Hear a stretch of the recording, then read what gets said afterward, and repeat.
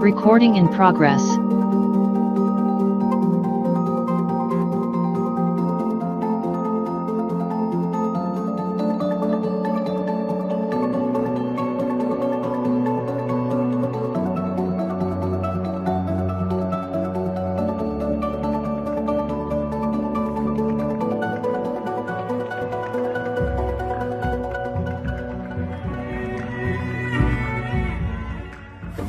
We've reached a human crisis unlike any that we've experienced in the last 75 years. Any one side has too much, the other side will oppose it. We've done a lot of things to create the imbalances that we have today. COVID-19 has laid bare the systemic social inequities. Addressing these larger problems must become our priority. We have to make sure that the economy actually works for the people. It's not just about growth for growth's sake, but how we share that prosperity. It is not sustainability or profit, it is profit through sustainability. We have to reskill our people to be successful, and if they're more prosperous, the companies are going to be more prosperous. The most important tools are education and technology. Technology creates opportunities so that people are able to move to greener industries. It's not about not knowing that we are in a climate emergency. It's about choosing to take action. For that, we need to act decisively in the support of renewable energy. The science is very clear today that the sustainable path is more attractive. We can focus on the short-term benefit, or we can look further to solve bigger issues. We need unprecedented collaboration to create systemic change. It means redesigning the instruments we currently have on a completely different trajectory, and that doesn't leave anybody behind. We are one community, and we have to remember that.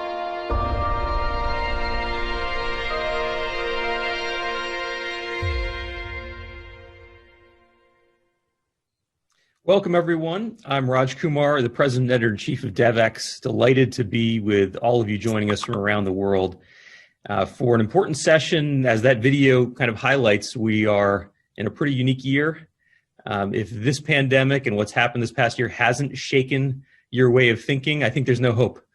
This is a year when we have all had to really ask ourselves the very basic questions about what are we doing as a society? What are we doing in our individual organizations? What are we doing as individuals, as citizens? And this session, which is part of the Davos agenda, we would normally be out in the snows in Switzerland having this kind of a conversation. But this session is, as is typical at Davos, an opportunity to look a little bit ahead of the curve, a little bit around the bend to see what's coming. And the title says it all, collateral health damage. I think it's something that all of us know pretty viscerally in our own lives. I mean, how many of us have delayed a routine medical checkup or have a family member who has had to make decisions about an elective surgery? And imagine the millions of people around the world who might have had transportation disruptions or medical centers that were closed. So we know that there have been real disruptions. The statistic is 90% disruptions to medical services around the world. What we're going to talk about today is, what does that actually mean? What are the health consequences of that? And then how do you get past it? How do we get past what might be a coming and significant health challenge beyond COVID? This is the collateral damage of COVID. This is a session that is designed in an interesting way to bring in the public, so it's open. People from around the world are joining us for the first 30 minutes of the conversation. We will then bid adieu to that group, and we will just focus on the forum members in order to open it up to a more interactive conversation. So forum members are invited to stay all the way through for the full hour. The second part of the session, we will have you turn on your cameras and your microphones and really join the conversation. So I welcome all of the forum members who are here. Maybe like me, you're in a place where there's some snow today, and it makes you think of being in Davos, in fact, although we are doing this virtually. So welcome to everyone. I want to mention, as is befitting for a Davos agenda event, we have an all-star panel. We're joined by Michelle Williams, who's the Dean of the Faculty at the Harvard T.H. Chan School of Public Health. We have Peter Sands, the Executive Director of the Global Fund to Fight AIDS, Tuberculosis, and Malaria. Michelle Mitchell, who is the Chief Executive Officer of Cancer Research UK, and Charles Gore, the Executive Director of Medicine's Patent Pool. We'll be hearing from all of them in what I hope is a rich and dynamic discussion. And I invite all of you who are following along to put your thoughts, ideas, questions into the chat and try to join us in this discussion as we go forward. I also just want to mention before we begin the conversation that the work today that we're doing as a group here does connect to specific initiatives of the World Economic Forum. There are two in particular I want to highlight that you'll hear more about as we go.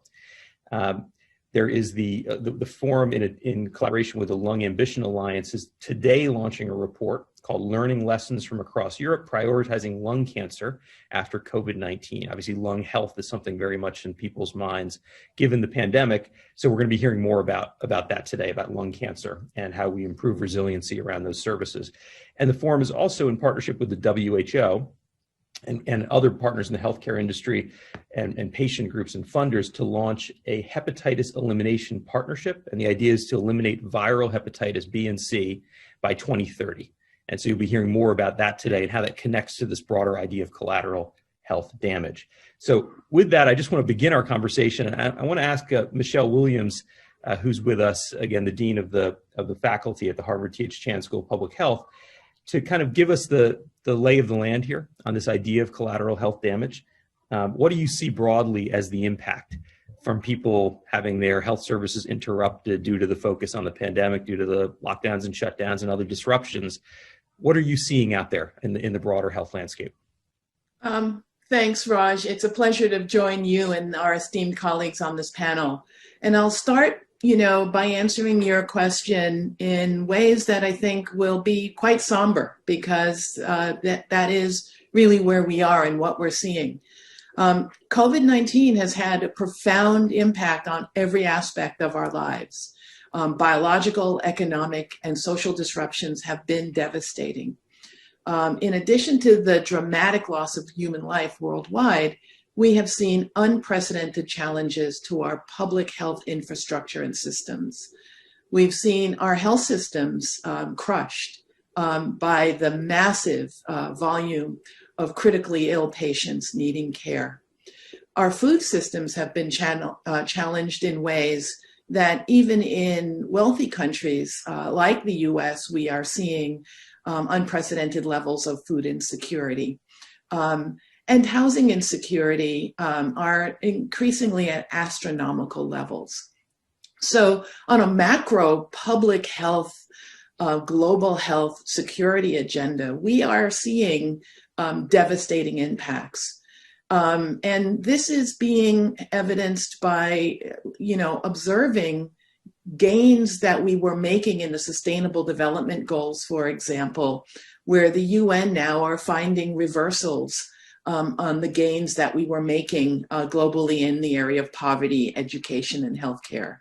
We're seeing tens of millions of people falling back into extreme poverty, and global undernutrition is, on the trend to double from 690 million people experiencing global undernutrition to upwards of 140 million by the end of this year. And additionally, health disparities pre-existing prior to COVID are becoming more pronounced, and the vulnerable are increasingly more vulnerable.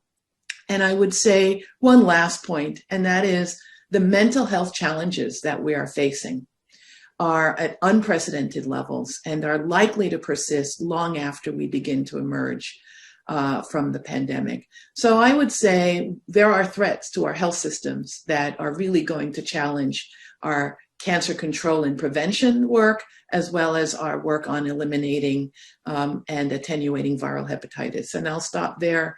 Admittedly, these are somber responses, but I think they're appropriate for framing the conversation. They've been very helpful for framing. And two themes that I pick up from your comments, Michelle, that maybe we'll get back to in the course of the discussion.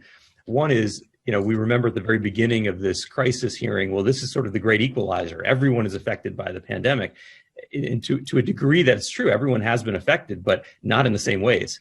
And these inequalities that you describe, which lead to inequalities of outcome, significant differences in outcome, are probably a big component of the collateral health damage that we're going to see. And I think the other thing you brought up, which is so important, is that when we think of public health, it's not just literally medical care in a medical facility. It's everything from nutrition to livelihoods. All these things are connected. And I think the way you put that together is extremely helpful. Maybe we can just move now to another panelist. I'd like to ask Michelle Mitchell to join the discussion, because one of the elements when we think about ongoing access to health services is non-communicable diseases. Obviously, these affect a large portion of people around the world, and many of these are chronic conditions that need regular care. We are today quite focused on lung cancer in addition to that. So I'd just like to get your take on where did non-communicable disease specifically fit in when we think of the collateral damage to health from COVID? Thanks, Raj, and great to be here with you, the panel, and our guests. And Michelle painted a very somber picture, but a very realistic and true picture of the impact of COVID. So I would just want to take the opportunity to drill down a little and talk about what's happening in the UK, and particularly in relation to what's happening with lung cancer. As Michelle said, health services across the board have been significantly impacted by COVID. And in the first wave of the pandemic, cancer services were very hard hit, screening paused, treatments postponed, fewer people coming forward with signs and symptoms. And right now, COVID cases are very high in the UK. Cancer treatments have been better protected this time, but there is some serious disruption. And of course, this is a time of great worry for cancer patients, whether you have lung cancer or other types of cancer, knowing and understanding whether the services and treatment will be available for them.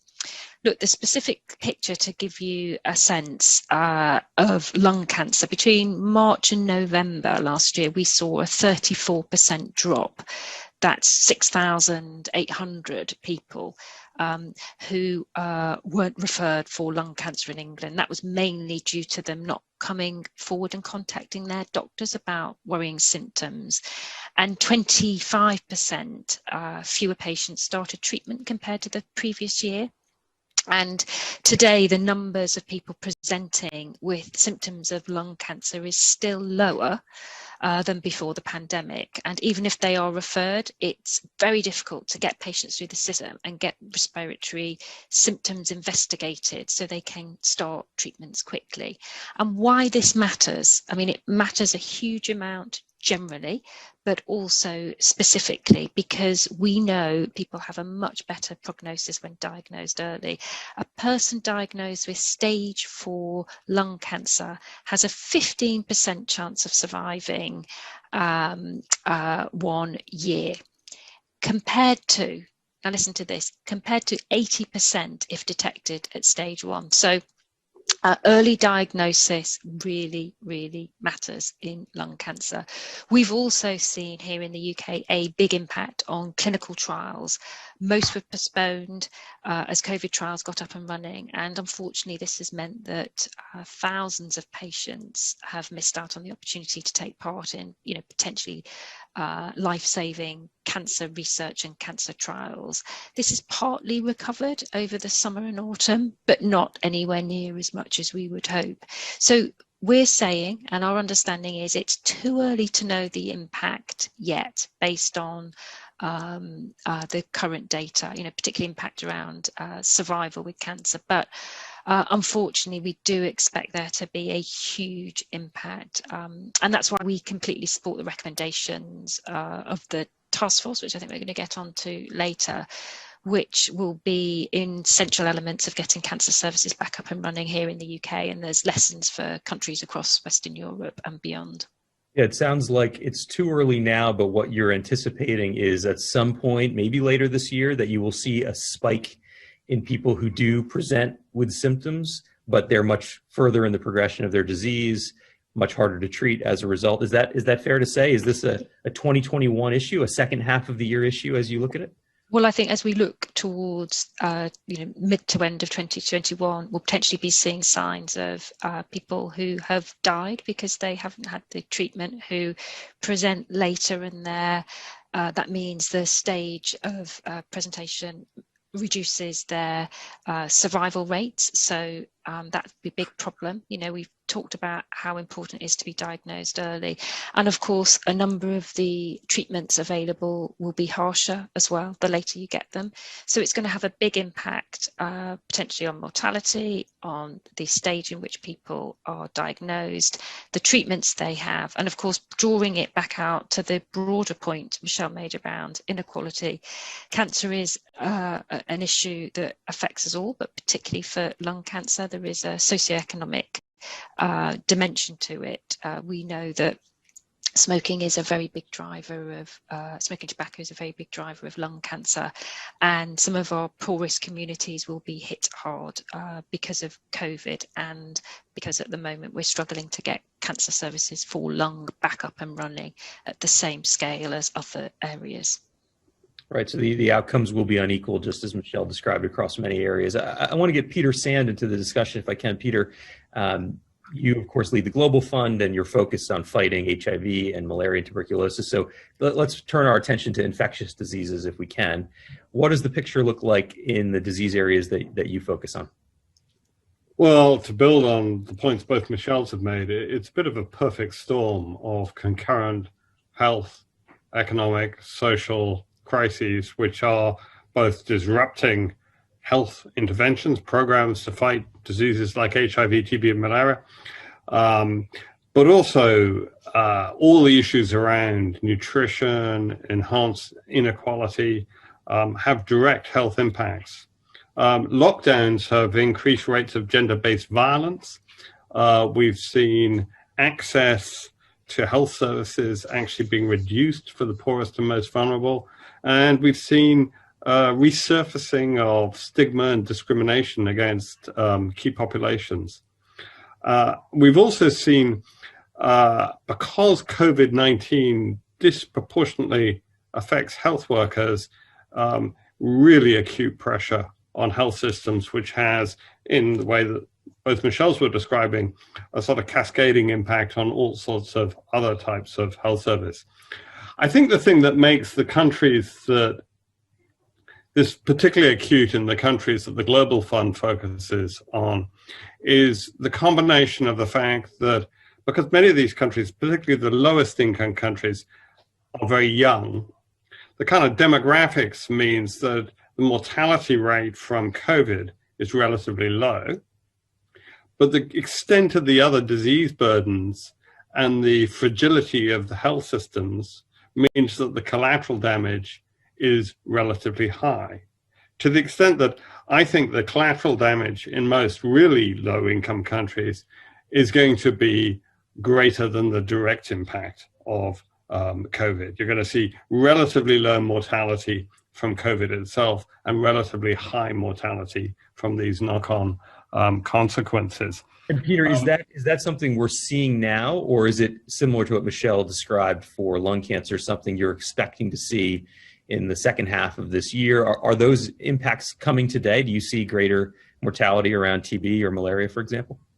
We're seeing some pretty high rates of disruption on different aspects of it. So case management, for example, in malaria is down 22%, which means effectively 22% cases aren't being treated.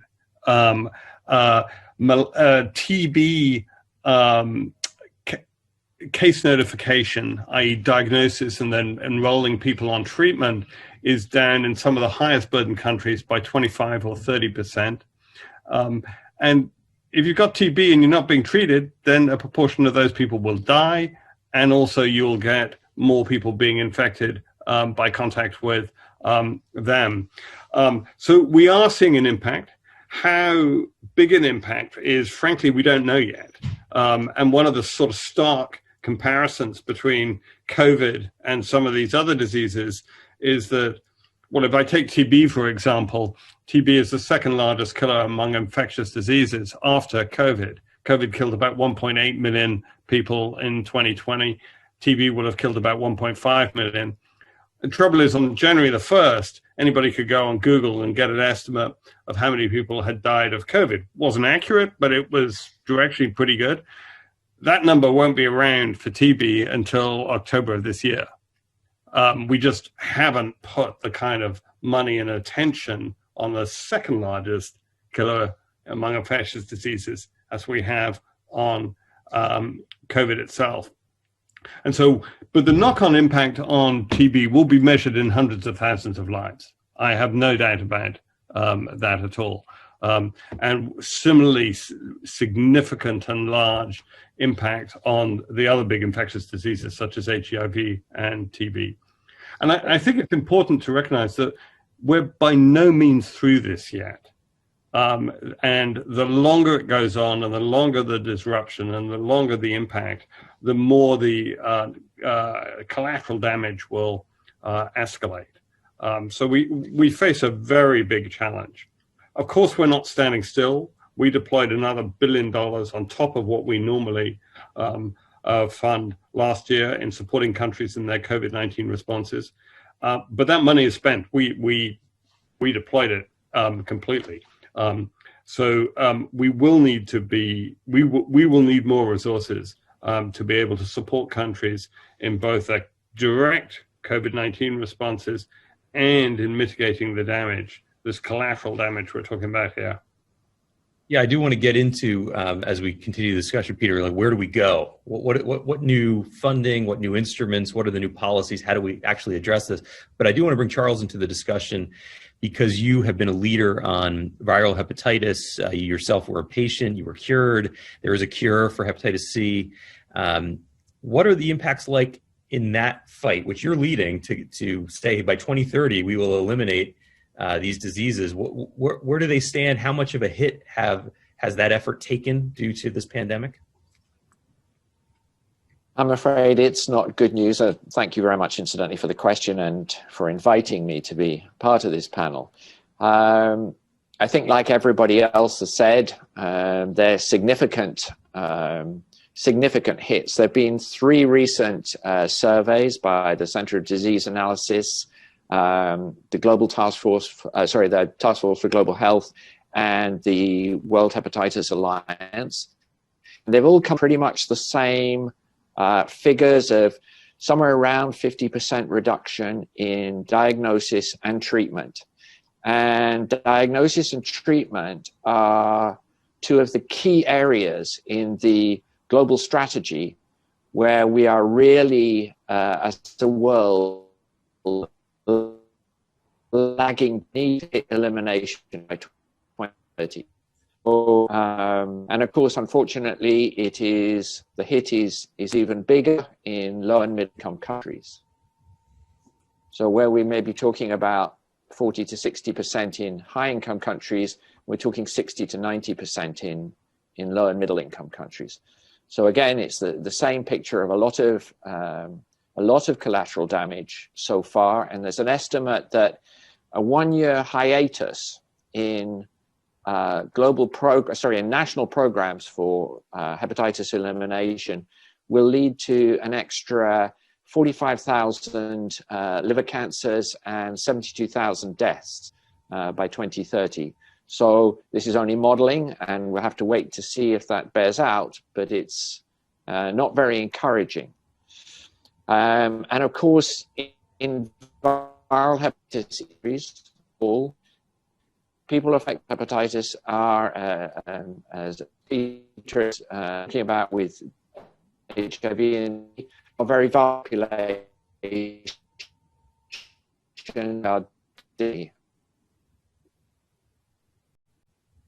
Well, I want to thank you for that, Charles, and I want to kind of move our conversation in the direction of where do we go from here.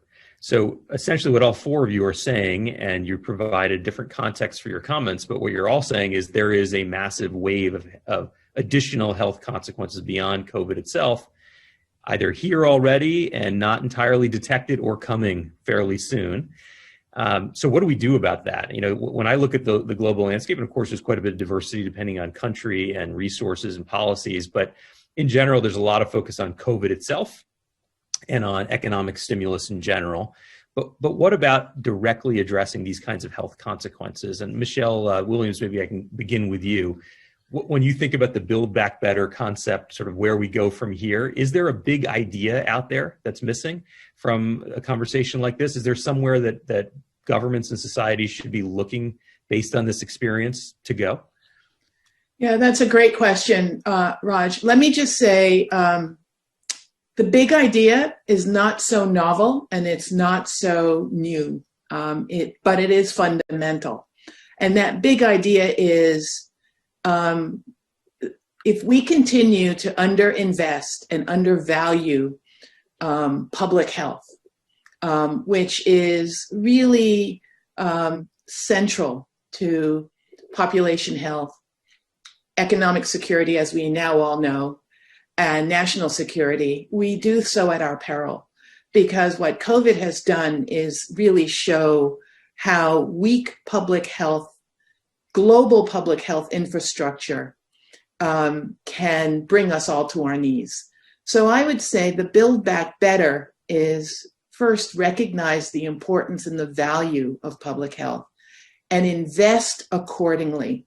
That means re-engaging and properly investing in global governance of public health, leadership, WHO, making the governance structure nimble and equipped with all of the necessary surveillance tools, communication tools, and resources to not only respond to persistent issues like climate change, antimicrobial resistance, but to be ready to have the surge capacity to address threats to our health systems, to have a workforce that is adequately trained and protected, and to have stockpiles of necessary equipment, therapeutics, and diagnostic tests ready to go when we need. Because, you know, it's not if, it's when the next man-made or natural disaster or pathogen emerges or reemerges and threatens all of us. So I don't think the idea is new. I think we have to go back to basic principles and invest in the necessary systems and infrastructure and workforce to protect our economy, our people, our security. I mean, maybe if there's a new element to it, Michelle, it's that every country now has seen this at once, right? It's hobbled economies around the world, rich and poor.